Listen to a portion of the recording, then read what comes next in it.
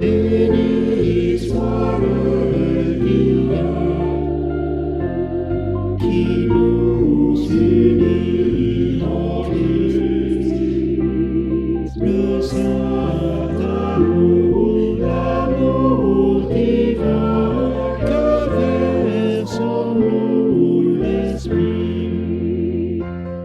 Au siècle notre Dieu, avec joie et ferveur, s'élèvent nos chants et nos vœux, parfum doux au Seigneur. Aujourd'hui, donc, je vais vous proposer une petite introduction, en fait, à partir justement du synode régional. Elle ne sera pas longue, j'espère, mais ça nous permet de situer un peu le cycle de formation dans le cadre de ce qui se passe de manière plus large, plus générale dans notre Église.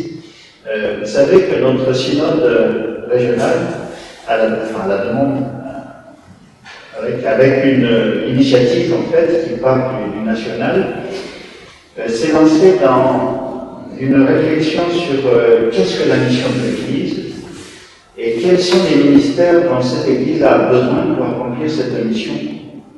Les ministères, c'est-à-dire donc les personnes, les compétences que Dieu donne à l'Église. En fait, on est convaincu que c'est Dieu qui donne à l'Église les ministères dont cette Église a besoin, dont notre Église a besoin.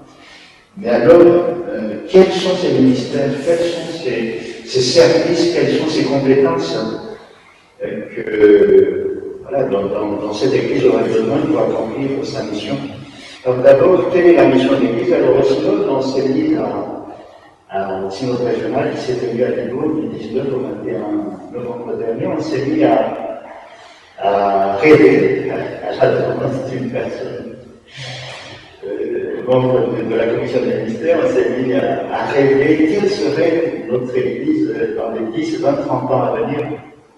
En fait, ça a été un petit peu nuancé par la suite, comme quoi l'Église de demain, c'est déjà nous aujourd'hui. Et donc, la question qui se pose, qui s'est posée au synode, c'était quelle est la mission de l'Église aujourd'hui et dans les 10 ans, durant les 10 ans, 20 ans à venir, quelle est la mission de l'Église?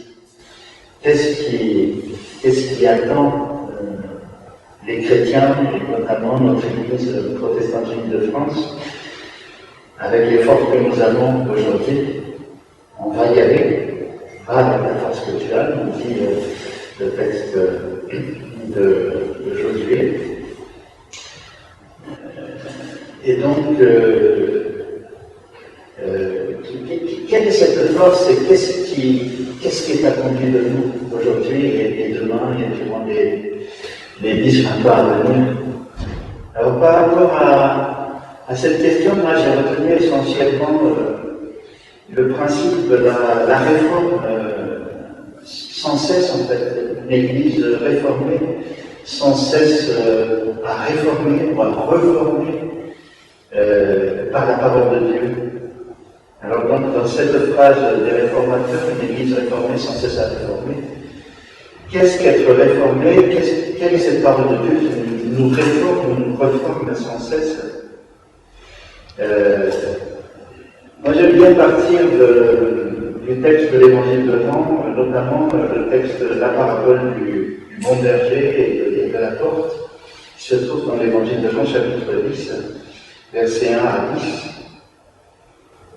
qui se termine par ce verset 10 qui dit « Moi je viens pour que les brebis aient la vie et qu'elle ait en abondance, une vie en abondance. » En fait, c'est ça la mission du berger qui est le Christ, du bon berger qui est le Christ, pour que les brebis aient la vie et qu'elle ait en abondance. Et juste avant ce verset 10, il y a ce verset 3, verset 4, et puis le verset 6 aussi, verset 7. D'abord le verset 4, verset 3 et 4, où Jésus dit à ses disciples Voilà, je viens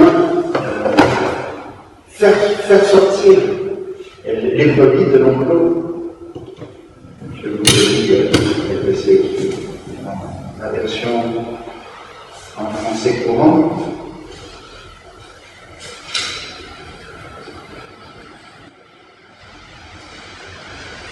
Lorsque le berger les appelle, pardon, ça c'est le verset 4, celui qui garde la porte ouvre la porte au berger, au bon berger, et les brebis écoutent sa voix, la voix du berger. Les brebis qui lui appartiennent, il les appelle chacune par son nom, et il les pousse dehors, il les emmène pour les fait sortir. Quel est donc ce berger? Au lieu de faire entrer les brebis et garder dans l'enclos, au contraire, il les fait sortir. Et le verset 4 va encore plus loin en disant verset 4, lorsqu'il les a toutes expulsées, ou jetées dehors, ou balancées vers l'extérieur, expulsées, quelle est donc cette violence? Enfin, le mot utilisé signifie presque comme quand on prend une pierre et on la jette vers l'extérieur. Quelle est cette mission de ce berger? Pourquoi faire sortir les brebis? Et parfois avec une telle insistance, une telle violence. Et donc, voilà, enfin, c'est... Après, il y a toute l'histoire du peuple d'Israël qui parle avec des brigands, des bergers brigands qui étaient venus à l'époque d'Antiochus IV, notamment quelques siècles avant Jésus-Christ. Antiochus IV qui a profané le temple, et puis il y a eu donc des héros du peuple d'Israël qui ont essayé de purifier le temple et puis chasser, tuer, massacrer les envahisseurs. Il semblerait que Jésus parle ici de ces brigands-là, de ces gens-là, qui nettoient le temple, qui purifient le temple au risque de sacrifier des filles, de quelques brebis ou de plusieurs brebis. Peut-être, c'est une hypothèse d'interprétation, en tout cas, il y a cette idée que pour Jésus, l'enclos n'est pas plus important que les brebis ou le troupeau. Que l'enclos est là, mais il faut en sortir. Ensuite, il y a la parabole de la porte qui ouvre une brèche dans l'enclos, si bien que les brebis peuvent entrer et sortir. Dans la parabole de la porte, il y a les deux moutons, entrer et sortir. Donc, qu'est-ce que la réforme dans tout ça? La réforme, il me semble que la réforme, c'est cette relativisation de l'enclos, cette remise en question de la sacralisation de tout enclos. Alors, dans l'enclos, qu'est-ce qui peut être dans l'enclos? C'est quelque chose qui est en fait, un enclos, qui sécurise, qui nous tient bien au chaud, dans lequel on est serrés les uns contre les autres, presque en fusion les uns avec les autres. L'enclos, ça peut être le club, ça peut être les dogmes, ça peut être l'institution, ça peut être la tradition, ça peut être les certitudes dans lesquelles on s'enferme pour se protéger de tout questionnement. Eh bien, la porte vient mettre une brèche dans cet enclos pour que les brebis puissent sortir. Et une fois qu'il les avait sortis, il dit le verset 4, le berger marche devant. Il y a donc cette idée du berger qui marche et les brebis, le troupeau qui suit. Alors, le troupeau qui suit est souvent l'image des disciples dans la Bible, dans le Nouveau Testament. Il y a le berger qui marche et les disciples qui marchent à la suite du berger. Vends tout ce que tu as, donne l'argent aux pauvres et suis-moi, disait Jésus au jeune homme riche. Suis-moi. Le fait de suivre, c'est accepter de marcher derrière celui qu'on suit, qu'on accepte de suivre. C'est la démarche, la marche du disciple derrière un maître, derrière un guide, derrière quelqu'un en qui on met toute sa confiance.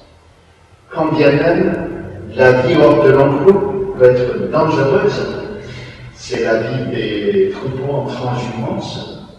Cette vie peut être très dangereuse pour les brebis, les troupeaux, surtout les animaux. À l'époque, il y avait des bêtes sauvages qu'on ne maîtrisait pas. Maintenant, on maîtrise bien sûr ces développements. On montrait qu'à l'époque, on ne maîtrisait pas encore les bêtes sauvages, et donc cette vie en transhumance, cette marche en transhumance derrière le berger, eh bien, c'était une vie dangereuse, mais quand bien même, on peut faire confiance au berger qui marche devant. Donc la confiance, malgré le manque de certitude, et c'est ça, je pense, que la réforme, c'est cette démarche d'accepter d'avancer, de progresser, d'être sans cesse reformé, d'être sans cesse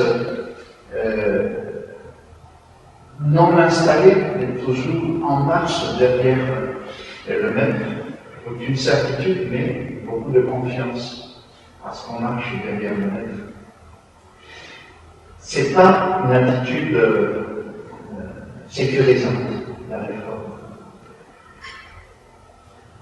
Du coup, par rapport à ce que j'ai retenu de ce synode, comme notre Église a adopté ce principe de la réforme sans cesse, c'est à mon avis, un principe qui nous donne le courage d'être sans cesse adapté, réadapté, animé par cette parole de Dieu qui nous donne le courage d'adapter notre langage, d'adapter notre visibilité dans la société, dans le monde. Nous sommes porteurs de vie, nous sommes habités par cette vie en abondance qui nous permet de rayonner de cette vie dans toutes les circonstances et dans tout contexte. Capacité d'adaptation qui nous est peut-être spécifique. Je ne sais pas, je suis peut-être prétentieux en nous en dire que c'est assez spécifique aux églises réformées, cette capacité d'adaptation. Les autres églises y arrivent, mais avec plus de mal, plus de réticence. Les autres religions essaient de s'accrocher à ce qui leur semble être rassurant. Alors que nous, notre Église, notre protestantisme a choisi cette aventure. On est entré dans la période de la vente, et la vente, c'est aussi la même racine que l'aventure. C'est attendre quelque chose de surprenant, quelque chose auquel on ne s'attend pas. Et notre Dieu est ce Dieu qui se révèle dans ce qu'on n'attend pas. C'est ce que l'on croit. Et c'est ce qui nous donne ce courage de la réadaptation sans cesse. Alors, par rapport à tout cela, quelle est notre mission? Le Christ lui-même, la mission du Christ, je vous ai dit déjà tout à l'heure, dans le verset 10 du chapitre 10 de l'Évangile de Jean, Jean 10, il vient pour qu'on ait la vie, qu'on ait en abondance. Et il le dit aussi au chapitre 6 de l'Évangile de Jean toujours, il est venu, il a été envoyé pour faire la volonté de Dieu. La volonté de Dieu, c'est que tous et toutes soient sauvés, pour qu'on ait tous et toutes la vie. C'est ça la volonté de Dieu d'après l'Évangile de Jean, tel que le Christ l'écrit dans cet Évangile de Jean. Alors comment accomplir cette mission durant les 10 ans à venir, si on en reste, si on s'en tient jusqu'à 10 ans, pour porter la parole de Dieu, notre protestantisme a choisi non pas un dogme immuable, une doctrine définitive, une certitude absolue. Notre protestantisme a choisi des principes. Alors au XVIe siècle, il y avait plusieurs principes, j'en ai retenu 6. La grâce seule. La grâce, c'est quelque chose qu'on retrouve dans plusieurs religions. La foi seule, cette grâce, eh bien, nous la vivons dans la confiance en cette grâce. Et c'est ça qui nous permet de rayonner de cette grâce, de cet amour gratuit de Dieu. Donc la foi, la grâce seule, vécue dans la foi seule. Ensuite, une fois qu'on a vécu dans la foi, nous reconnaissons que tout nous est donné, que la gloire revient à Dieu seul. La grâce seule, la foi seule, à Dieu seul la gloire. Et ensuite, il y a le Christ seul qui nous révèle cette grâce de Dieu. Donc le Christ seul. Et comment connaître le Christ? Eh bien, on n'a pas vraiment beaucoup de choix. Il n'y a que les Écritures qui nous présentent le Christ. La seule autorité des Écritures pour nous, c'est parce que ces Écritures nous révèlent le Christ, nous parlent de Christ. Voilà donc les Écritures seules. Et ensuite, je vous ai déjà parlé de l'Église réformée sans cesse à réformer par la parole de Dieu. Mais il y avait un septième principe qui a été proposé par les réformateurs, qui est le principe du sacerdoce universel. En fait, c'est un principe qui permet de mettre en pratique, finalement, les autres principes. Comment vivre la grâce, comment vivre la foi, comment accepter vivre la gloire seule attribuée à Dieu, comment vivre l'autorité du Christ et l'autorité des Écritures. Eh bien, c'est dans le sacerdoce universel qu'on dit cela. Alors, c'est quoi le sacerdoce universel?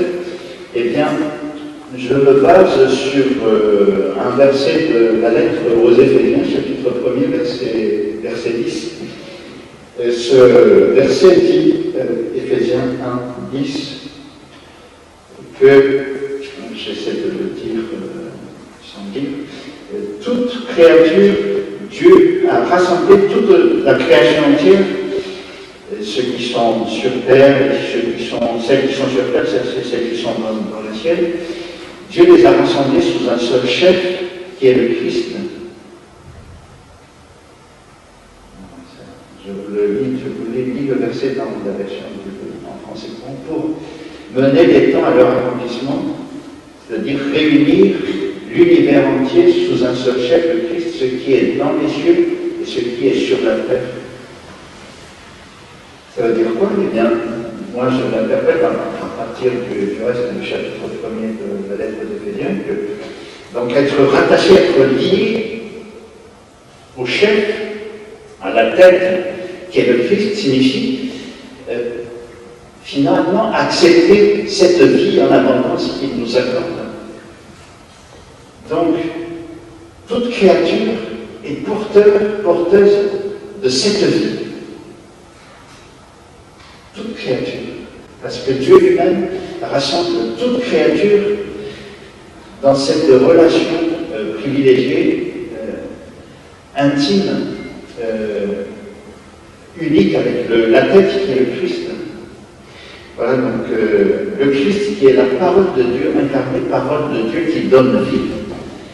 Une parole vivante incarnée, et bien quand on est rattaché au Christ, quand on est relié à cette parole de Dieu, et bien on devient porteur de vie. Ensuite, il y a ce verset aussi de la première lettre de Pierre, au chapitre 2, verset 9, où il dit que nous sommes un peuple de prêtres. Nous sommes un peuple de prêtres, c'est-à-dire, qu'est-ce qu'un prêtre? Un prêtre, c'est quelqu'un qui me dit, qui me donne la parole de Dieu, qui donne vie. C'est quelqu'un qui me traduit à travers ces mots, cette parole de Dieu qui me donne vie. C'est ça le prêtre. On n'est jamais prêtre pour soi-même, disent les théologiens protestants. On a toujours besoin de quelqu'un d'autre qui accepte d'être le prêtre pour nous, qui accepte d'être porteur de vie pour nous. Donc la mission aujourd'hui, la mission de l'Église aujourd'hui, d'après tout ça, après je vais m'arrêter, consiste à porter la vie. Porter la vie en tant que citoyen là où nous sommes. Porter la vie, rayonner de cette vie là où nous sommes. D'abord, dans notre propre vie, dans notre vie intérieure, rayonner de cette vie qui vient de la parole de Dieu dans notre propre spiritualité, dans notre vie en tant que citoyen, mais ensuite rayonner, que ça déborde, que cette grâce, que cette vie déborde de nos yeux, de notre visage, que ça rayonne. Vous savez, cette histoire de Moïse qui descend de la montagne, qui rayonne, son visage devient lumineux. Eh bien voilà, rayonner, c'est rayonner de cette vie, c'est ça, c'est être une vie, un rayonnement visible de cette vie dans la société. Voilà, donc la mission consiste à rayonner de cette vie. Et pas seulement le dimanche au Salin, j'ai écouté dans mes notes, pas seulement le dimanche au Salin. Parce qu'on peut rayonner simplement pendant 1 heure, 1 heure et demie, 2 heures au Salin, puis ensuite on ne rayonne plus. Donc voilà, rayonner de cette vie, c'est rayonner à chaque instant de notre vie, accepter d'être porteur de vie. Vous avez entendu dans ce rayonnement ce que nous, à Toulouse, dans l'église protestante unie de France, à Toulouse, l'église réformée de Toulouse, depuis 1 an, peut-être 2 ans, peut-être quelques temps maintenant, on parle de dessert de rayonnante. Eh bien, ça peut être une manière de vivre concrètement et pratiquement ce rayonnement, cette mission d'être porteur de vie, de rayonner de vie dans l'organisation de l'église locale. Mais pour pouvoir mettre tout ça en pratique, eh bien, ça ne vient pas tout seul. Si ça peut venir tout seul, mais parfois ça nous aide beaucoup d'avoir des outils, d'être outillés, d'être formés, d'être aussi justement de partager nos expériences. Parce qu'à plusieurs, c'est pour ça qu'on est une communauté, qu'on est église, à plusieurs, on arrive à s'enrichir mutuellement les uns les autres avec nos différences. Parce que ma manière de rayonner n'est peut-être pas forcément identique à la manière de chacun d'entre vous. Et donc c'est dans la pratique d'échange que l'on peut s'enrichir et avancer ensemble, peut-être aussi construire quelque chose d'organisé, de synchronisé, de quelque chose de construit avec les autres membres de l'Église. Voilà, donc encore une fois, la réforme disait que l'Église n'est jamais formée, mais elle est sans cesse reformée. Donc formation, on a besoin de formation, mais c'est toujours enrichissant.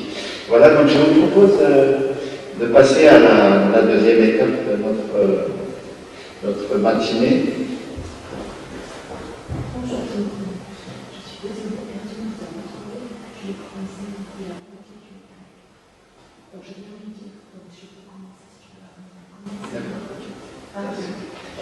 Oui, merci. Oui, donc on va. L'avantage de notre formation participative, interactive, c'est qu'on peut adapter, réadapter, reformer sans cesse la structure. Voilà, donc du coup, ce qu'on propose ce matin, c'est les types de temps spirituels. Pourquoi temps spirituel? C'est pour faire une distinction entre des temps spirituels plus en petits groupes peut-être, qui sont différents, pas forcément toujours sur le fond, mais en tout cas sur la forme, des temps cultuels qui sont plus des temps en grand groupe, des temps publics. Dans le grand groupe, tout est relatif, il y a des cultes aussi de maison, par exemple, on n'est pas très nombreux. Mais en tout cas, il y a ce temps cultuel, c'est un peu plus classique, peut-être structuré, alors que le temps spirituel, ça peut être aussi structuré, mais avec plus d'interactivité peut-être. Vous allez voir avec les exemples très vite, les partages qu'on va faire, les différences entre les temps spirituels et les temps cultuels. Alors, donc, dans les temps spirituels, j'ai noté la halte spirituelle, le culte louange, le partage biblique. Au lieu de partage biblique, je pense qu'on parlera plutôt d'animation biblique, ou les deux. Et du coup, je laisse la parole à Emmanuel Bouillon, ma collègue, C'est joliment dit. qui a accepté de nous partager ses expériences d'animatrice biblique régionale. Oui, bon, j'ai une connexion. Non, mais c'est compliqué. J'ai juste un fichier web qui s'appelle. Et puis donc, Ersu va arriver pour peut-être le culte de louange, mais peut-être qu'il y a un autre. Je sais que tout à l'heure, il y aura, je fais la publicité, à midi et quart, il y aura un temps spirituel organisé par les veilleurs, ouvert à tous, hein, je pense. Et donc, ils se retrouveront. C'est ça, hein? Ben, je ne sais pas, peut-être que je me trompe. Et peut-être que les membres des veilleurs qui sont là, pourront dire quelque chose sur ce temps spirituel. L'art spirituel va un peu dans le même sens. L'art spirituel, on a commencé à en faire ici. Pour l'instant, on n'a pas eu vraiment de personnes extérieures qui soient venues. Mais l'art spirituel, c'est quoi? C'est un temps où, qu'est-ce qu'on fait? Moi, je prépare une feuille avec un psaume antiphoné, c'est-à-dire un verset en gras et un autre verset en italique et en alternance jusqu'à la fin du psaume, qu'on peut lire à haute voix en alternance si on est plus de deux.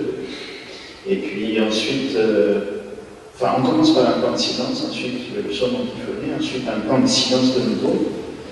Et puis on lit ensuite un autre texte biblique du Nouveau Testament en général. Et c'est à partir de là, les deux textes sont souvent, voilà, il y a des points communs, des thèmes qui les rassemblent. Et ensuite, on prend un temps de silence, et ceux qui le souhaitent peuvent dire en une phrase ce qu'il a ressenti, ce qu'il a retenu du texte, des deux textes bibliques, librement, à tour de rôle. Donc c'est mieux si on est en cercle. Et puis ensuite, on prend un autre temps de silence. On peut faire un deuxième tour, éventuellement, pour que les uns et les autres, pas forcément réagir par rapport à ce qui a été dit pendant le premier tour. On n'est pas dans un temps de discussion ou de débat d'idées, on est plus dans un temps de prière, d'intériorisation des textes bibliques. Donc on peut dans le deuxième tour dire ce qui nous a marqué dans ce que l'autre, quelqu'un d'autre dans le groupe a dit, sans entrer dans le débat. Et ensuite on termine par un dernier temps de silence, peut-être un chant, et puis un temps de prière aussi, avec des intentions de prière en lien avec le thème. Cela nécessite une préparation. Souvent, il faut 20 à 30 minutes de temps de préparation au moins. Un temps de préparation où on commence par se poser, se débarrasser, se délester de tout ce qui nous préoccupe, de tous nos soucis, de déposer tout ça devant Dieu, et puis se vider en quelque sorte de ses préoccupations, et puis recueillir un thème, un texte biblique qui nous parle.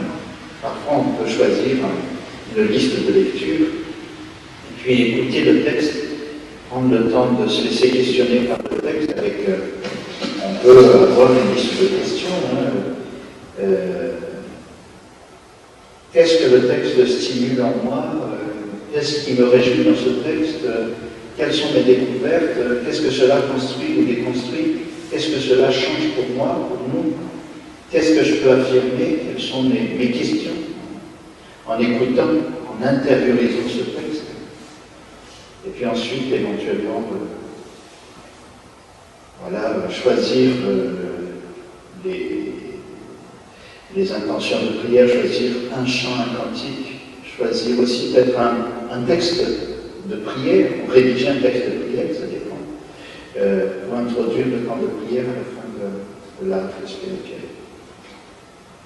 Ça, c'est souvent au moins 3-4 jours avant la rencontre que je... Voilà, ça c'était un exemple. Je peux vous donner une trame de base spirituelle. Je laisse la parole à Emmanuel pour le temps biblique, partage de l'information biblique.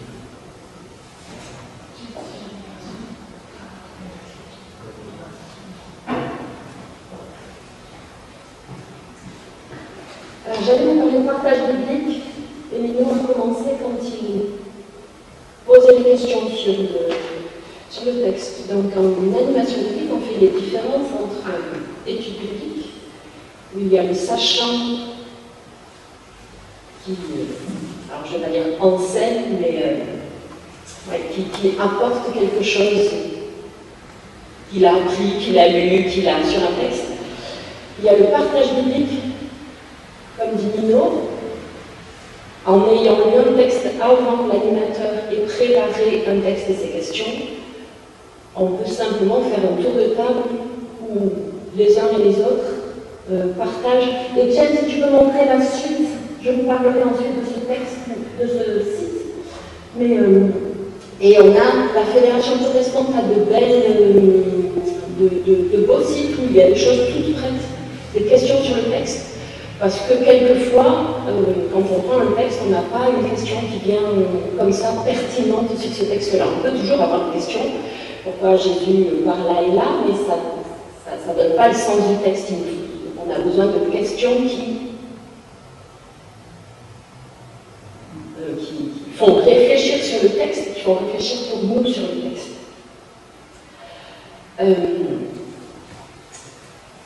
Et puis, il y a l'animation biblique, où là, donc là, c'est plutôt statique et tour de table, table ou pas table d'ailleurs. Il suffit d'un texte biblique et que celui ou celle qui a préparé ou qui propose quelque chose, ça c'est peut-être Eric,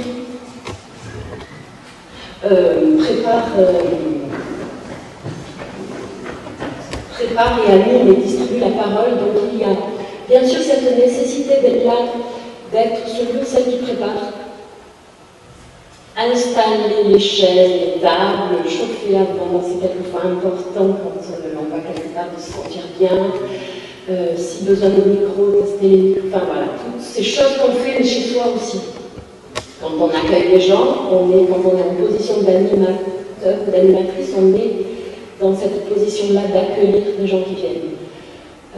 Et puis, le grand souci, je trouve, c'est aussi distribuer la parole, parce que dans nos groupes d'église ou pas d'église, justement, il y a ceux qui ont l'habitude de parler et qui prennent beaucoup de place, et puis d'autres qui n'ont pas l'habitude et qui prennent moins de place, ou qui aimeraient le faire, des fois qui n'aimeraient pas. Et là aussi, je trouve que c'est toujours laisser la liberté aux uns et aux autres de parler ou de ne pas parler. C'est pas toujours simple de savoir quand on connaît les gens.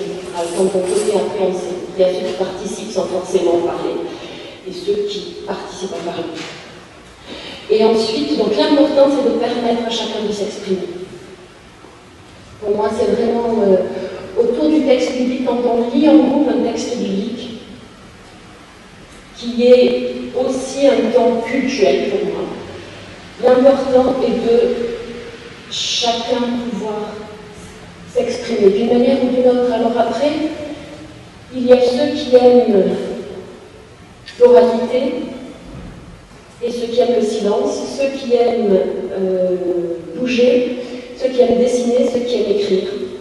Et donc justement, dans ce... Est-ce que tu peux nous montrer soit le bas de page, soit le haut de page, Étienne, s'il te plaît? Oh mince. Ah non, il n'y a pas leur...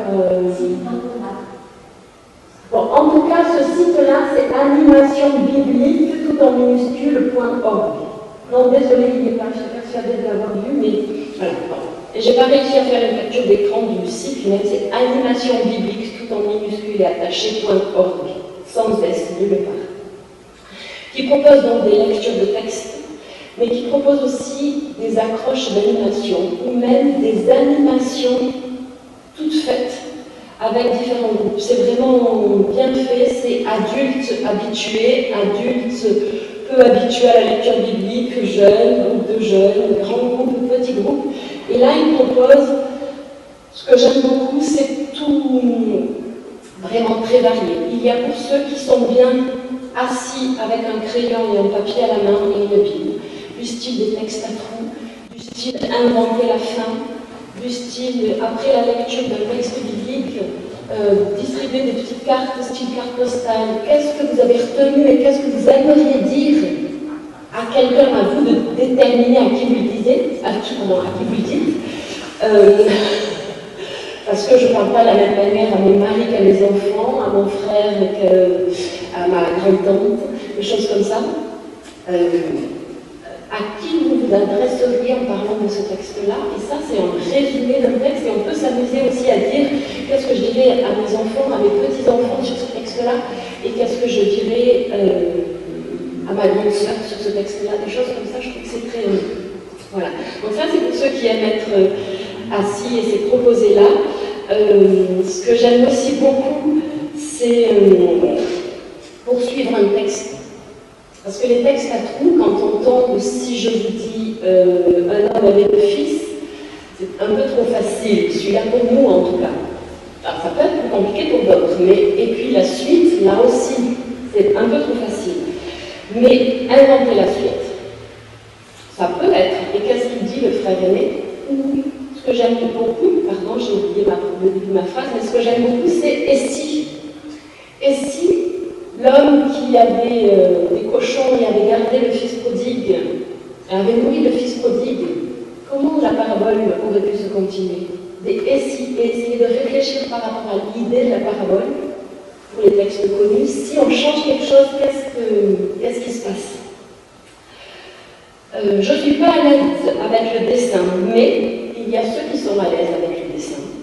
Et faire une BD ou dessiner un récit, ça va aussi. Il y a aussi ceux qui aiment beaucoup le théâtre, et sur ce site animationbiblique.org, il y a la proposition de soit faire des tableaux statiques. Je lisais, vous donner des mots, royaume de Dieu. Et le groupe va mimer royaume de Dieu. Bon, mimer un récit, c'est plus facile qu'un tableau, puis le royaume de Dieu, je me suis dit waouh! Mais juste ça peut aller jusque-là. Parce qu'il y a des gens pour qui réfléchir avec le corps fonctionne mieux. Mais pas tout le monde. Et puis, quand on a un grand groupe, qu'on n'arrive pas à discuter, oser faire des petits groupes, c'est aussi très porteur. Mais à ces petits groupes, il faut donner quelque chose, donc soit des questions de visite guidée sur un texte, si on sent et si on sait que le groupe est plutôt statique, soit d'autres choses, et puis ça peut être des questions pour commencer, où les gens vont discuter, et un que j'ai pioché là-dessus, ils appellent ça cascade. On donne un papier, un stylo à chacun, on annonce un thème, et on demande 5 mots. Ensuite, on se met par 2, on doit à 2 dire sur ce thème-là, on ne doit choisir que 5 mots, mais on en avait 10 au départ. Et donc on discute sur le thème pour ne choisir que 5 mots. Et ensuite on agrandit. Donc on est parti seul, on arrive 2, après on passe à 4.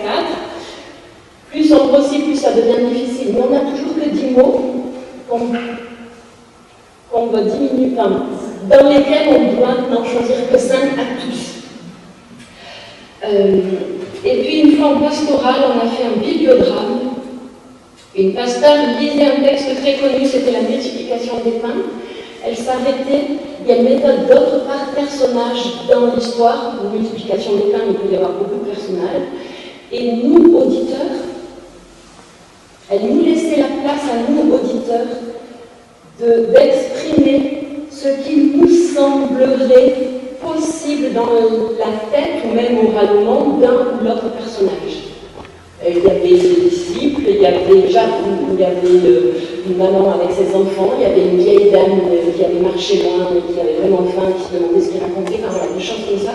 Et donc, le texte biblique nous permet, comme il n'y a pas beaucoup de personnages, en ajoutant des personnages, de poser notre vision actuelle.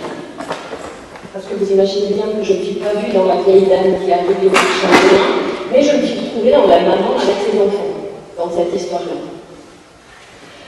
Donc ça, c'est ce qui, à mon avis, ce qu'il faut vraiment sentir. Tout le monde ne fonctionne tout le monde ne marche pas, je veux dire, avec ce style d'animation-là. À nous, un jour, de proposer un groupe, de dire, ou de clairement annoncer, c'est de l'animation biblique et on va bouger. C'est de... On réfléchit, parce que bien sûr, même dans les études bibliques, il y a toute la classe, quand je disais en commençant, il y a le sachant qui propose, il y a bien sûr à un moment donné où les membres d'un groupe vont dire oui, mais pour moi. Et puis on a toujours le souci, quand on fait une étude biblique, d'arriver au moment où qu'est-ce que ce texte nous dit à nous aujourd'hui. Ici, c'est plutôt l'inverse. On part de nous, en animation biblique, on part de nous pour dire que ce texte, qu'est-ce qu'il dit? Ce qui veut dire que toutes les animations ne correspondent pas à tous les textes. Donc il ne faut pas se dire, je prends une animation, voilà, je veux travailler sur ce texte-là et je trouve une animation. Dans le site, il y a aussi des méthodes, une proposition de méthode, une proposition de texte et d'animation toutes faites. Donc, en tout cas, ce qui, je trouve, est beau, c'est de permettre à chacun de dire, moi, quand je lis ce texte-là, on est tous différents, et oui, il y a ceux par qui ça passera par le théâtre, ceux par qui ça passera par le dessin, et ceux qui, traditionnellement, dans notre culture protestante, passent soit par l'écrit, soit par la discussion, mais des fois, on a des surprises. Elzou est un peu là, donc peut-être on peut parler. Si vous voulez. Oui, je te laisse la place. Bon, c'était rapide, mais concis au moins. Ça laisse la place aux autres. Oui. Puis s'il y a des questions, je reste là. Peut-être poser des questions d'abord, parce qu'elles sont peut-être pertinentes maintenant. S'il y a des questions par rapport à ce que vous m'avez dit. Si tu peux partir, toi, après. Je vois encore personne arriver, moi j'ai vu.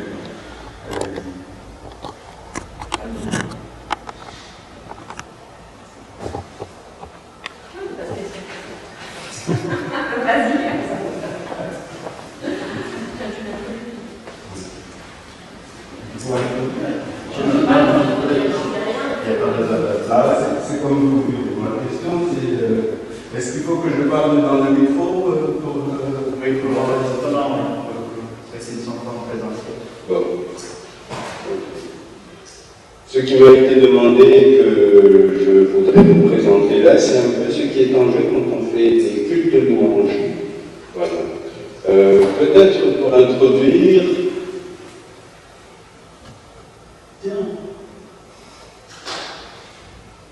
Merci pour cette diapo, pour ce diapo très bien. Moi, ce que je voudrais peut-être dire pour introduire ce temps, c'est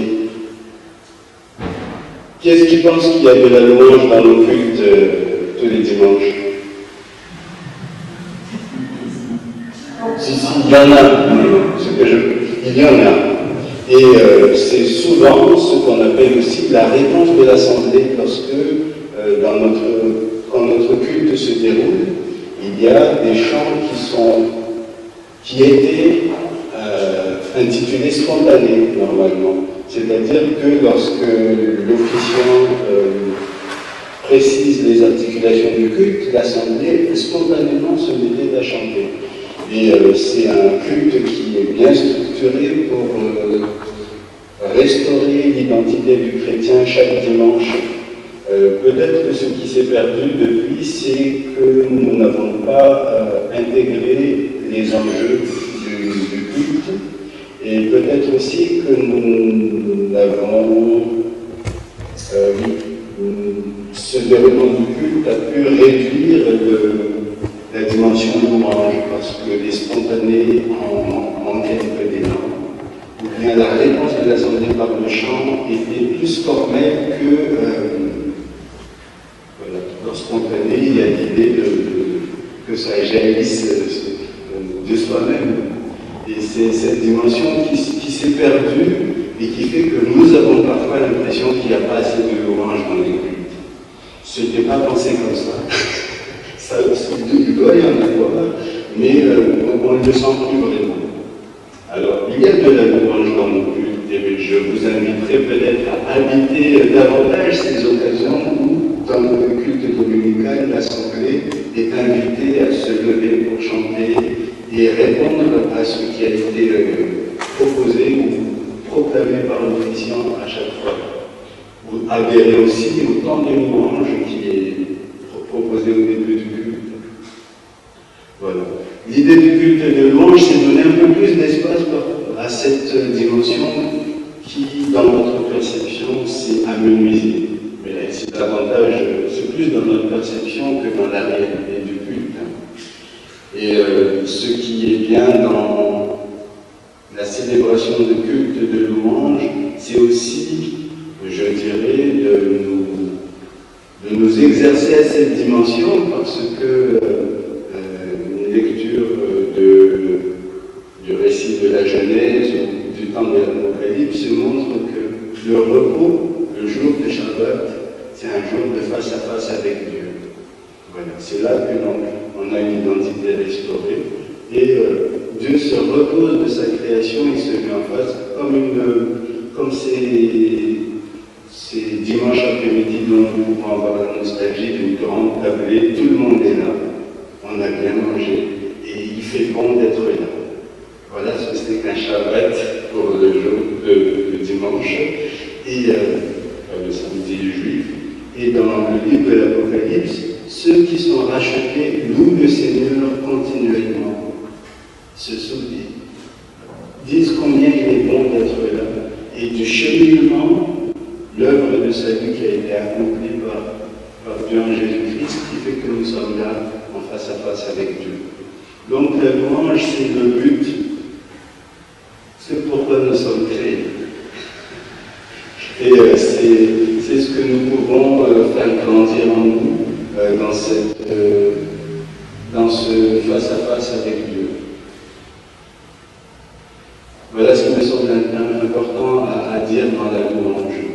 Maintenant, ce face-à-face, il peut être vécu de plusieurs manières. Ça peut être festif ou bien d'une contemplation ou méditation intérieure. Il faut intégrer ces différentes dimensions et c'est ce qui permet c'est ce qui aide à avoir quelques structures sur la façon de préparer un culte de louange. Nous pouvons choisir une thématique plus méditative ou plus explosive. S'appuyer sur un texte et puis ce texte est proposé à la méditation avec un message, voilà, des mots simples parce que je ne sais pas pourquoi. Peut-être que nous pourrons discuter de ça, mais le culte de louange, il aurait cet attrait d'avoir un peu moins de dimension formelle par rapport au culte habituel. Je ne sais pas pourquoi, nous pourrons discuter, mais les mots simples semblent être plus facilement accessibles et pour moi, la simplicité des mots permet aussi aux participants d'ajouter des œuvres. La dimension du culte de louange, c'est qu'il soit les spontanés le redeviennent et que la participation des gens soit facilitée. Par exemple, notre configuration, de fait, rend difficile une participation parce que quand je suis debout et que vous êtes assis en rang devant moi, le fait d'être assis en rang impose un peu une situation de laquelle il est difficile de se libérer. Donc la disposition de la salle, de la façon de préparer l'espace, nous facilite également notre expression. L'expression peut être orale, on a parlé d'expression par le dessin ou par les gestes tout à l'heure, et il me semble que dans la louange, on peut intégrer toutes ces dimensions-là et peut-être les travailler d'une thématique à l'autre.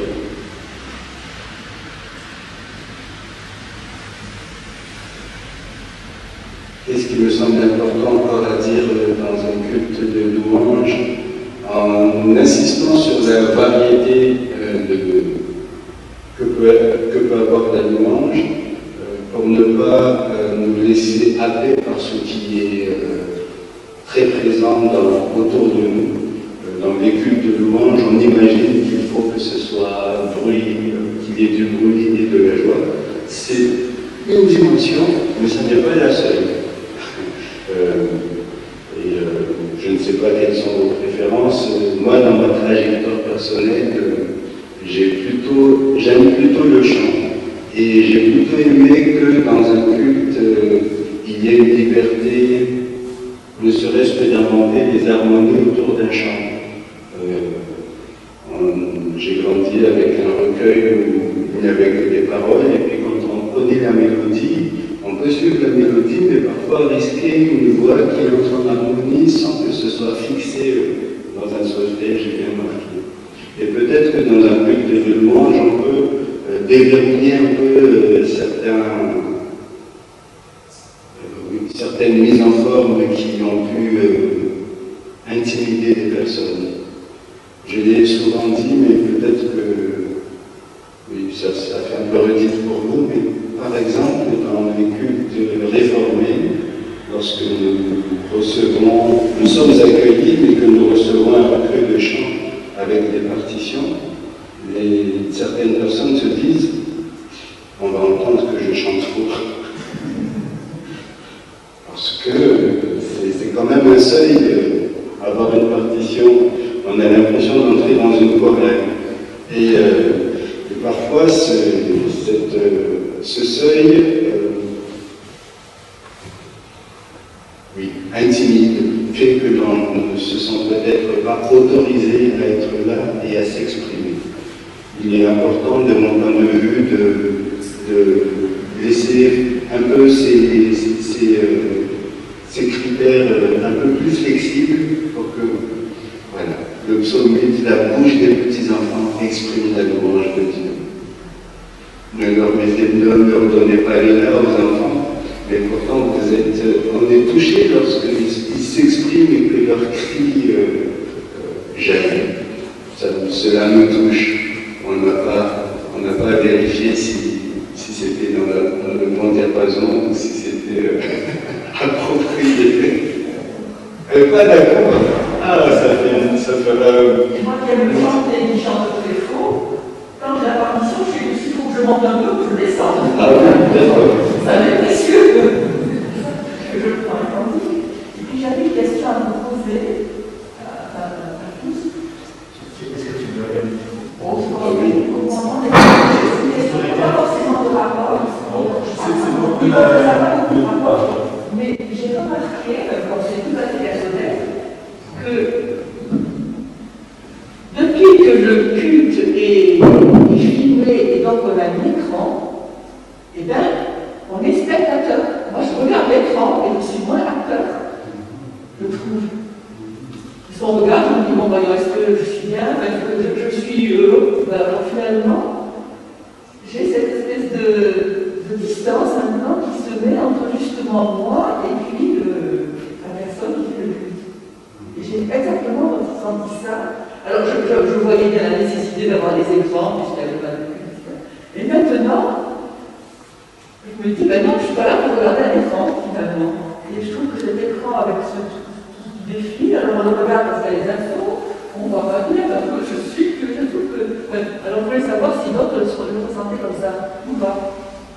Voilà, c'était juste un goût, quand je sors, voilà, cet écran-là, pour moi, ça donne une sens. Voilà. Question à travailler. Les images, ça part à l'histoire des réformés. Comment apprivoiser et maîtriser cette dimension. Je ne sais pas si on décore aussi le lieu de culte, mais c'est ce que. Il me semble qu'il y a une façon de faire pour que la beauté soit présente dans le culte. Il y a une tentative vers la page, je crois. C'est quelque chose qui participe à la louange, de mon point de vue, lorsque tout un chacun exprime quelque chose pour rendre gloire à Dieu, par un art floral, des gestes, de la musique, le jeu d'orgue, et tout ça, ça participe à la louange. Et leur donner plus de place, c'est le but du culte de louange. Je ne sais pas si vous aimeriez participer aux différents rendez-vous qui vont s'annoncer et décliner ces cultes de louange avec des sensibilités qui sont les vôtres ou que vous aimeriez découvrir. Il peut y avoir des temps plus de silence méditatif, comme vous connaissez, des chants apaisés qui reviennent souvent et qui permettent d'installer un temps de recueillement pour que les gens soient communiés dans un temps de silence ou communiés en priant. Il est possible de proposer ce genre de culte de louange. Peut-être d'autres avec plus de chants que nous découvririons et qui permettraient d'enrichir notre répertoire d'église. Alors, si le premier culte sera le 26 décembre que nous proposons, alors c'est 17-16 heures, je crois, le 26 décembre, pour ne pas aller trop tard dans la soirée et permettre à chacun de rejoindre aussi les rythmes familiaux qui sont de saison.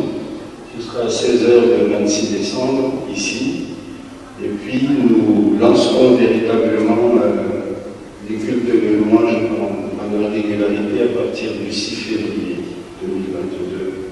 Et là, effectivement, je pense que c'est 18 heures. Les premiers dimanches. Tous les premiers dimanches du mois.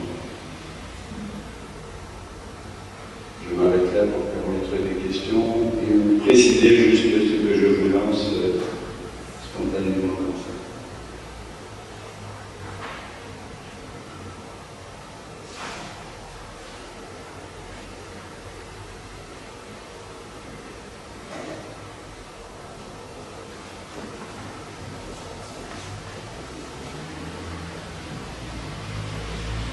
Je n'ai pas parlé du temps de prière d'intercession, on pourra revenir dessus, mais c'est par exemple ce que nous avons proposé dimanche dernier pour le culte d'encouragement aux personnes qui ont soit traversé un deuil, soit sont dans une période un peu difficile pour elles.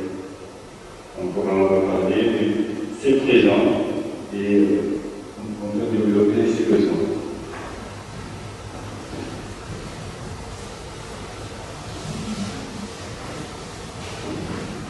Oui, voilà. Est-ce que vous avez des questions concernant les cultes de louange ou peut-être d'autres expériences à partager? Oui.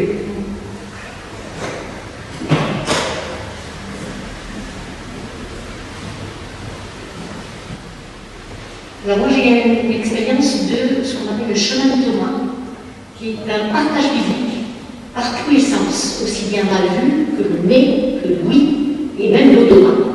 Et c'est à partir d'un texte, donc il faut une équipe pour préparer ça, dont on avance, ça ne peut pas se faire tous les dimanches, même pas une fois par mois, on est laissé d'accord. Mais dans un lieu comme celui-ci, on présente plusieurs stands où les gens déambulent à leur rythme, dans le silence. Et on leur propose une méditation qui va être soit par le goût, soit par l'audition, soit par la vue, sur un thème biblique qui leur est proposé. Et on termine par un temps communautaire, de façon à partager le fait d'avoir été ensemble, mais individuel. On ne se parle pas pendant ce temps-là. C'est très très méditatif. C'est assez intéressant comme façon d'appréhender un texte biblique par tous les sens. C'est plutôt méditatif, ça ne demande aucune connaissance, et n'importe qui finalement peut y participer en rentrant dans ce système de pensée. Alors j'en ai préparé deux et j'en ai vécu un, et non j'en ai vécu deux et préparé deux. Et c'est quelque chose qu'on peut vraiment vivre d'une manière assez originale. Voilà. Si d'autres avaient connaissance de ce mode-là. Comment vous sentez l'index par le goût? Par le goût, en mangeant quelque chose. Par exemple, vous avez un psaume qui dit, alors je suis très mauvaise en mémoire, mais goûtez comme ma parole est douce, et on va vous faire partager plusieurs miels, par exemple, et vous allez méditer cette phrase qui sera devant vous, comme ma parole est douce, en mangeant le miel. Voilà, par exemple, ça peut être un exemple comme ça. Voilà. Donc c'est vraiment, on touche tous les sens. Pour ça, il faut être plusieurs pour avoir un peu d'imagination, de création, pour le préparer. Et voilà, c'est assez intéressant comme expérience.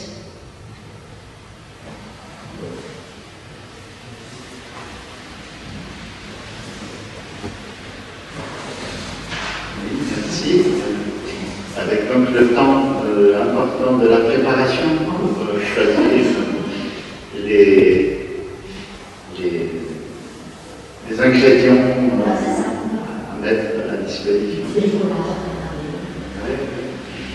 L'importance de ce temps de préparation, je reviens là-dessus. Quelques jours avant, voire un mois, quelques semaines avant, prendre le temps de se poser pour intérioriser, recevoir le texte et penser les animations en fonction de ce qu'on a reçu. Et être une équipe à plusieurs. C'est vrai aussi pour l'animation. C'est vrai pour toute l'animation, peut-être pour tout le temps. Même pour les temps culturels. Peut-être les différences se situent au niveau des ingrédients, des outils à mettre à utiliser. C'est-à-dire que pour certains temps, on a besoin de chercher des textes, pour d'autres, on a besoin de chercher de la nourriture, pour d'autres, il n'y a pratiquement pas besoin de chercher quoi que ce soit. Juste, par exemple, je pense au partage biblique, par contre, on cherche un texte biblique, on choisit un texte biblique qui est déjà proposé, une liste, un calendrier, mais le partage biblique consiste il y a toujours cette préparation d'intériorisation avant, pour éventuellement proposer une ou des questions ouvertes, si jamais ça bloque. Mais ensuite, c'est l'assemblée, c'est le groupe qui partage ce que chacun a reçu, a intériorisé en tant qu'œuvre biblique. Ça, je pense que c'est peut-être le plus simple encore au niveau de la préparation, au niveau des outils à mettre à disposition des gens. Oui, là, à mon avis, là où il faut être très attentif, c'est dans l'animation. Donc oui, il y a la préparation, mais ça veut dire que quand chacun peut dire ce que le texte lui dit, il faut vraiment que celui ou celle qui a ce souci de distribution de la parole arrive à dire attention, on ne critique pas, on ne commente peut-être, et encore, ça dépend comment, mais ce que quelqu'un d'autre a dit. Et donc c'est pas de la préparation, mais il faut vraiment avoir ce souci-là. Et quand même, je me dis, comme quand on accueille chez soi, il y a quand même un temps de penser à allumer le chauffage avant ou installer les chaises.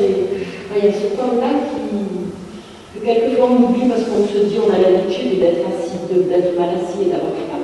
Mais parfois, il y a un peu. Aussi, allant dans le sens de ce que Emmanuel vient de dire, pour préparer le lieu, le jour même, en fonction de ce qu'on a reçu, on peut choisir une décoration. Et Erzo a parlé du pot de fleurs, ça peut être une bougie, ça peut être une disposition des chaises, ou se mettre par terre avec des coussins. Ou si on a besoin d'un tableau, d'un préparateur, voilà, tout ça fait partie de la préparation le jour même en fonction de ce qu'on a reçu du texte biblique ou du thème qui nous a inspiré. Quand j'ai présenté tout à l'heure la règle spirituelle, en fait, dans la partie biblique de lecture et de partage, c'était déjà un partage biblique, mais le règle spirituel peut très bien ne pas avoir de partage, juste lecture et silence, sans exprimer ce qu'on a reçu. C'est peut-être aussi encore plus simple que le partage public. Enfin, je ne sais pas, après, c'est à vous dans l'expérience de sentir ce qui vous parle, ce qui vous correspond le mieux à votre personnalité, ou peut-être aussi au contexte, à la circonstance, au temps dont vous disposerez. Ça aussi, ça compte. Combien de temps est-ce que je dispose? Est-ce que c'est 30 minutes? Est-ce que c'est 20 minutes? Est-ce que c'est 15 minutes? 10 minutes? Tout ça, ça compte beaucoup dans le choix du temps spirituel. Voilà. Je ne sais pas s'il y a d'autres expériences encore ou des questions. Est-ce que tout ça vous avez dit? Oui. Pour savoir ce qu'était le jeudi du Vieux-Temps. Ah. Est-ce que c'était quoi les jeudis du Vieux-Temple de la spirituelle? Alors, ce qu'on propose, on essaye de mettre en place tous les jeudis au Vieux-Temple.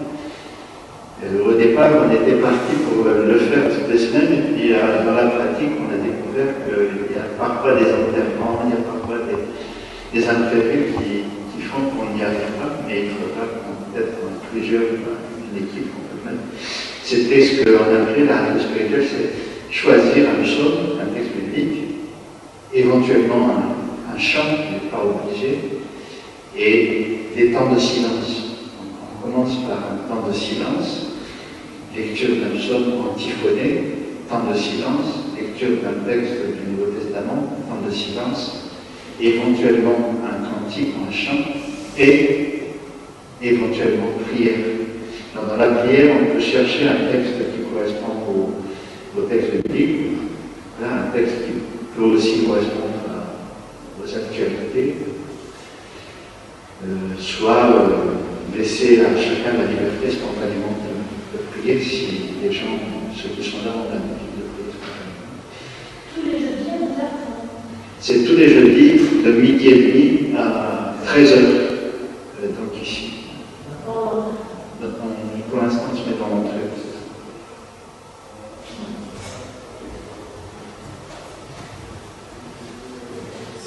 Ça me fait penser à la configuration des lieux.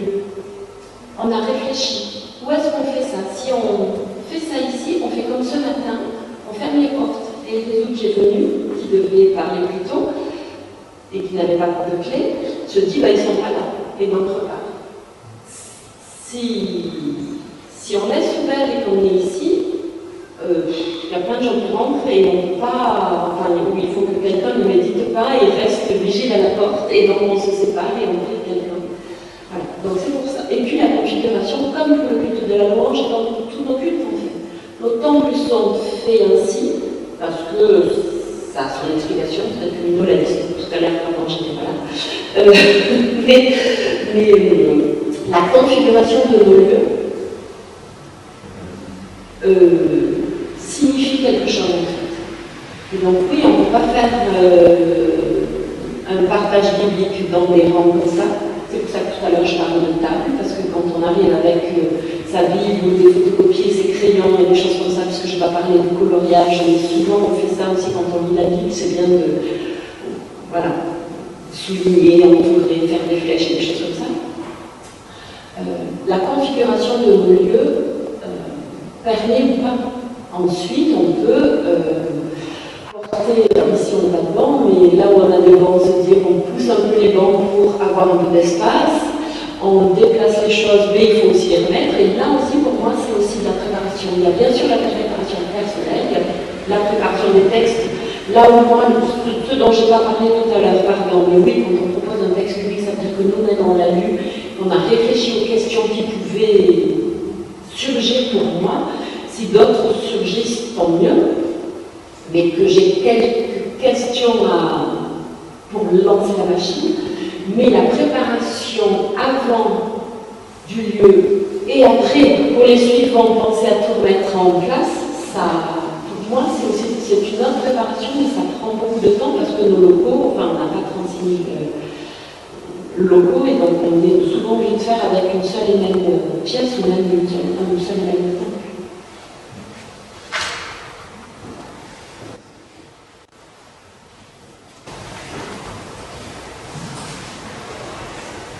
Quelqu'un peut parler de prières de veilleux, tous les samedis, samedi matin. Je voulais savoir s'il y a certains samedis où on peut pas venir. Parce que quand on travaille certains samedis, c'est possible, parce que c'est embêtant. Donc, je sais qu'il y a 2 sessions, il faut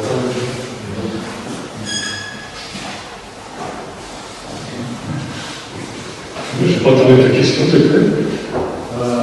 pour les personnes qui entament ce mini-cycle de formation, si je ne peux pas participer à toutes les sessions, je veux savoir. Je ne suis pas sûr de pouvoir participer à toutes les sessions parce que je travaille certains week-ends. Et je pourrais, je ferai en sorte de pouvoir venir, mais peut-être que je ne pourrais pas. Ça m'embête. Il n'y a aucune obligation. Alors, par rapport à ce qu'on vient de dire, la différence de l'office de veilleur qu'on pratique, c'est que au téléphone. Donc on n'a pas de problème d'aménagement des salles. Et l'idée, en fait, c'est simplement dans la règle des veilleurs, il y a la pratique tous les jours, au milieu de journée, des béatitudes. Parce que c'est joie, simplicité, miséricorde, la façon dont on résume l'évangile finalement dans les veilleurs. Donc ça se passe comment? Alors on a une réunion par téléphone, je transmets donc numéro d'accès à la réunion, je transmets un petit papier qui résume le déroulé, disons, de l'office. Alors, en gros, cet office, il ne veut pas durer plus d'un quart d'heure par rapport à la contrainte qu'elle a Nico. Voilà, donc ça se déroule comme ça, il y a une petite introduction. De toute façon, j'ai fait quand même une petite copie, j'y ai pensé parce que ça a percuté la fonction de jeu. Donc il y a un petit enveloppe avec un temps de silence. Le silence est très important dans l'office. Après, on a la lecture d'un psaume. Après la lecture d'un passage, souvent du Nouveau Testament, mais pas toujours. Et puis ensuite, il y a un premier cantique. Alors, je n'ai pas dit, mais l'animation est répartie. C'est-à-dire que moi, je fais une partie de l'animation. Il y a une personne qui lit les béatitudes, une personne qui anime les chants. Donc, on se répartit comme on est tous dans le téléphone. Il n'y a pas de problème d'organisation, c'est plus facile. Donc, après le premier cantique, donc, il y a le partage des béatitudes. Donc, vous savez peut-être que les béatitudes ne sont pas seulement celles des veilleurs, c'est aussi Thésée qui est basé là-dessus, comme il y a le Pomerol, il y a le Grand Chant en Suisse, etc. Donc, il y a aussi un certain nombre de communautés religieuses qui, au milieu de journée, partagent les béatitudes. Voilà. Après, il y a une prière, qui est souvent un texte que j'ai piqué dans l'autre. Et puis, il y a un deuxième cantique, et puis on termine par la bénédiction. Et ce que je n'ai pas dit, c'est que, je ne sais pas comment on va le faire aujourd'hui, on commence toujours l'office par un petit tour de table entre nous, parce que comme on est distant, donc chacun dit un petit peu comment il arrive, et il n'y a pas d'échange, il n'y a pas de dialogue sur ce que vient de dire une personne. Chacun exprime ce qu'il ressent, et donc dans le coup, il n'y a pas non plus d'échange, c'est vraiment un temps de prière, un peu de silence. Et puis de temps en temps, je n'ai pas dit, j'introduis une petite prière d'intercession parce que suivant ce qui a été dit par les personnes qui arrivent, une personne qui est en deuil, une personne qui est malade, il y a des gens qui sont surchargés. Une petite prière d'intercession avant la bénédiction de la femme. Voilà. Et donc là, on va se débrouiller, que ce soit au téléphone ou en physique. Vous êtes bien sûr les bienvenus, vous pouvez participer, il n'y a pas de problème. Et si vous avez des questions, je suis plus répondre. Donc la question, c'est totalement libre. Je diffuse l'invitation de ceux qui veulent l'avoir. Ils ne viennent pas, ils ne viennent pas, ça n'est pas l'obligation.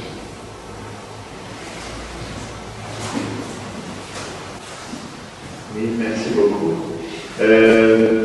On va peut-être, si tu peux peut-être mettre la dernière. Ah oui, une question. Sur la question de comment faire si on ne peut pas être malade. Oui, Les séances sont indépendantes les unes des autres, donc il n'y a pas forcément on peut venir à une séance même si on a raté la séance d'avant. Ça permet à chacun d'être libre, de venir participer librement. Oui. Et en plus, ça sera enregistré. Et en plus, ce sera enregistré. Tu pourras Voilà. Sur le site internet. Ce sera sur le site internet, en tout cas de l'église locale.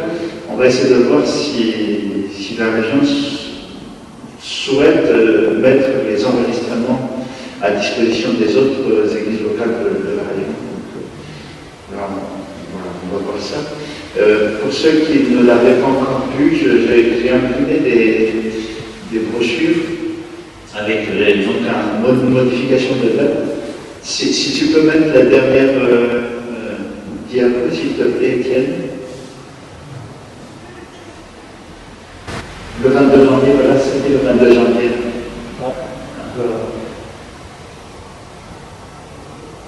Pour la prochaine séance. Ah, ça ne s'affiche pas pour l'instant, Étienne. Là, je mets les brochures à disposition. Parce que donc, le 22 janvier, il y aura Alain et Marion Comte qui viendront, donc ça a entraîné une modification dans le planning, le projet de programme initialement annoncé. Et on va décaler initialement l'intervention sur l'élocution, la prise de parole,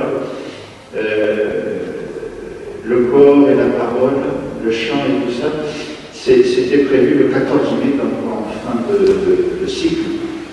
Et là, on a remonté au 22 janvier, ce qui fait que le programme, les dates seront décalées juste d'un cran chaque fois. Donc vous avez les nouvelles dates sur les brochures.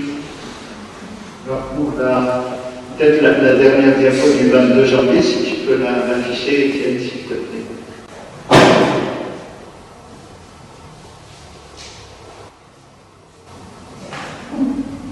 Donc pour le 22 janvier, Alain et Martin Combe, pour l'instant on n'a pas demandé d'inscription pour toutes les séances, pour chacune des séances. Mais seulement pour le 22 janvier, Alain et Marion proposent des ateliers en petits groupes, ce qui fait qu'on ne peut pas dépasser un certain nombre par petit groupe. Et donc, du coup, il faudra peut-être, on va vous demander de vous inscrire, exceptionnellement ceux qui peuvent, de dire s'ils seront présents ou pas présents, pour qu'on puisse déterminer à peu près le nombre. Si on est plus de 8, il viendront à 2. Si on est moins de 8, et comme aujourd'hui, à part les animateurs, on est 7. Donc, à moins de 8, il n'y aura qu'Alain qui viendra. Donc, c'est surtout pour ça qu'ils auraient besoin de savoir combien. Et puis, donc, aussi, voilà, pour le 22 janvier, peut-être venir avec, ici on peut se sera chauffé, maintenant, merci beaucoup à Françoise Rivaux, avoir des avis qui permettent de se décontracter, parce qu'en général, ils proposent des mouvements pour... ils proposent, avant de prendre la parole, souvent, il y a des muscles qui ont besoin d'être détendus. Sinon, pas changer de méthode intégrale. Voilà. Je ne sais pas s'il y a autre chose, encore d'autres questions avant de se séparer, parce que je vois qu'il est presque déjà midi. Est-ce que ça vous convient comme formule? Ça vous va comme ça? Vous reviendrez les autres fois comme vous voulez.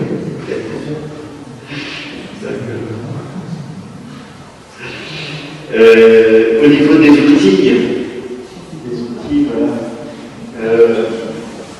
Pour chercher un texte biblique en fonction d'un thème, il peut y avoir la concordance. concordance biblique. Je pense qu'à Carême, il y en a. On peut commander sinon. Avec la concordance, on choisit un mot. Et quand on a choisi le mot, on cherche à l'entrée de ce mot. On a toute la liste des versets bibliques dans une version en français de la Bible qui sont donnés. Donc on peut choisir un passage biblique à partir de ce mot. Un ou plusieurs passages bibliques à partir de ce mot. Il existe aussi des concordances bibliques en ligne, donc, notamment avec le site de la Nouvelle Bible Seconde. Je pense qu'en tout cas, à un moment donné, c'était gratuit. Je ne sais pas. En tout cas, c'est possible de trouver en cherchant sur Lexilogos, par exemple, un site qui s'appelle Lexilogos.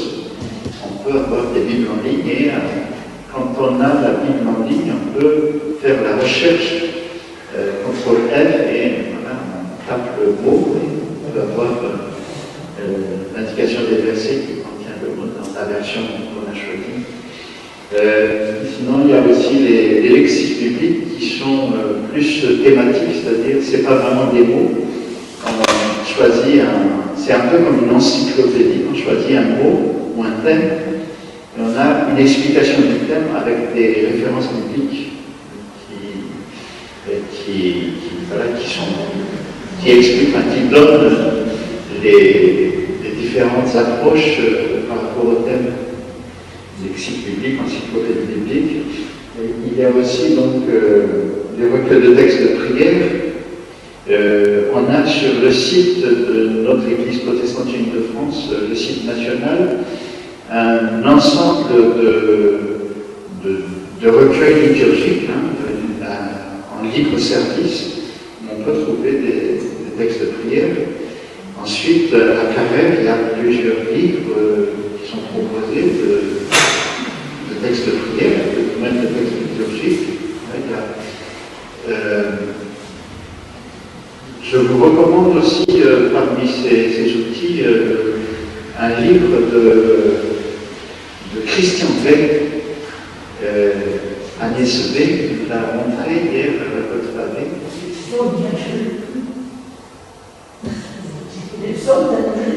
Les psaumes tels que je l'ai pris. Il y en a beaucoup, je crois, il y a plusieurs exemplaires de la version en ce moment.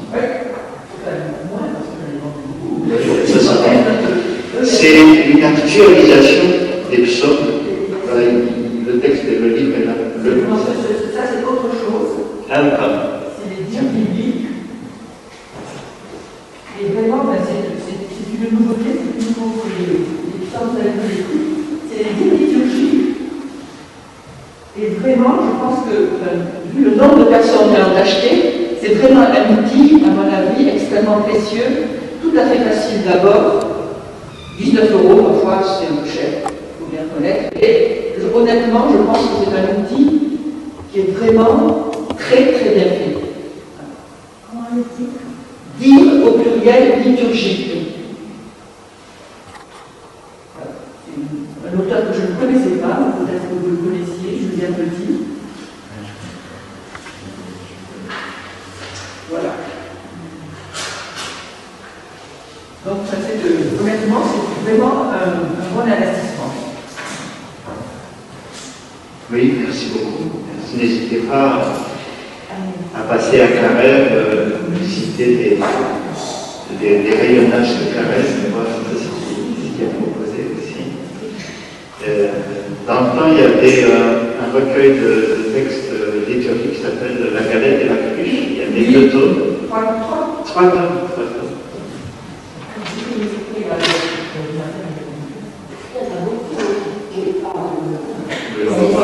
Par contre, si c'est intéressant, ça peut être bien une fois qu'en tant que tel, les gens proposent.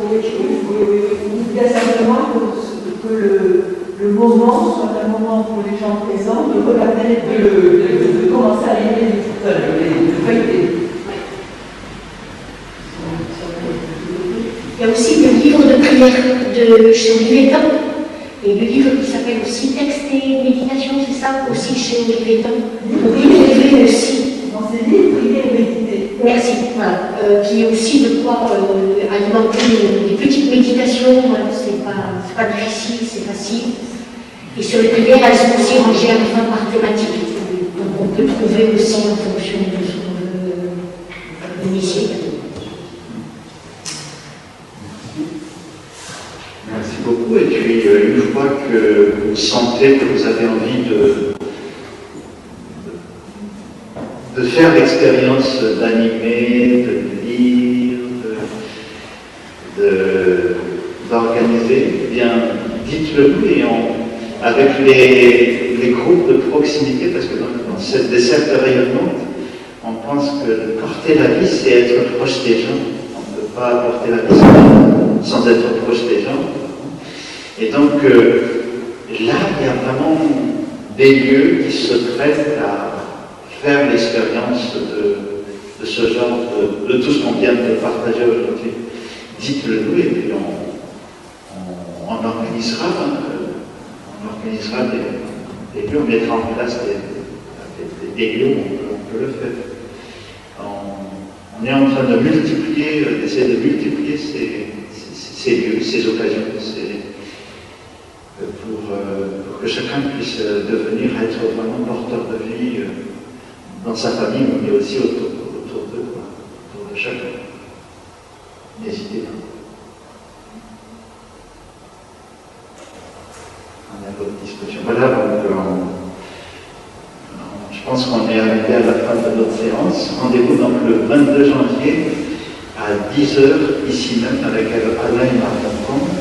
Et puis, d'ici là, il y aura le culte de bronze ici le 26 décembre, je le rappelle, à 16h.